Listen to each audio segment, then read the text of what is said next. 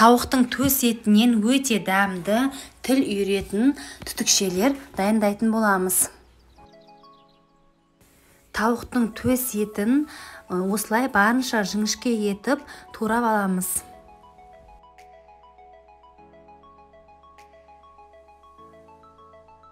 Туралған етімізді ыдысымызға салып, оған қалаған дәмдеуіштерімізді саламыз. Мен орегано, қызыл паприка және де қара бұрыш тұздан септім. Соңынан сұйық майдан құямыз және де соядан құюды ұмытпаймыз. Барлығын жақсылап араластырамыз. Араластырып болған соң жарты сағатқа маринадталуға қойып қоямыз.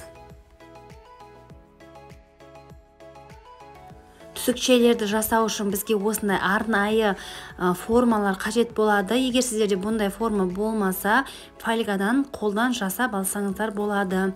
Енді осыған абайлап, шетінен бастап осылай орайтын боламыз. Арасын ашық қылып қалдырмаңыздар, немесе сол күйі ашық тесік болып қалып кететін болады. Барлығын дәл видеодағыдай орап шығамыз. Осы тауықтың төс етінен 10 түтікше шықты. Менде темір түтікшенің формасы 5 болғандықтан алдымен 5-ін пісіріп алдым. Сонан соң қалған 5-ін пісірдім. Осылай барлығын дайындап алған соң қызып тұрған духовкада 180 градуста шамамен 10-12 минутта пісіріп аламыз. Түтікшелеріміз пісіп дайын болғанша салмасын дайындаймыз. Қызанақтың жартысын ұсақтап турап шығамыз.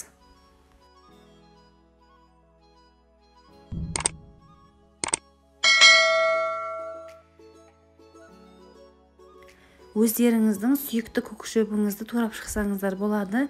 Менде көкпияз бен ақжелкен.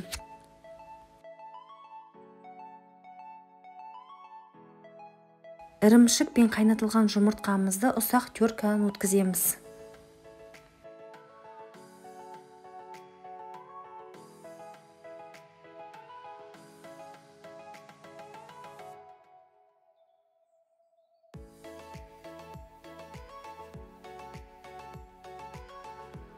Дәміне қарап тұздан себеміз, және де майонезден қосып, барлығын жақсылап араластырып аламыз.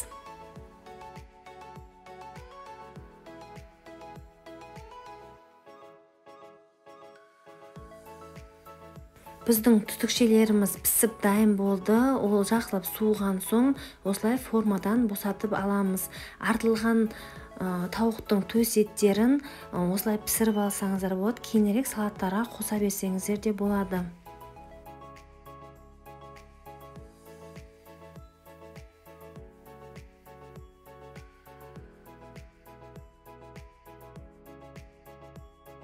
Толығымен суыған түтікшелерімізге салмамызды саламыз. Салманы салған кезде сіздерге ыңғайсыз болса, кіші қасықтың артқы жағымен итермелеп салсаңыздар болады.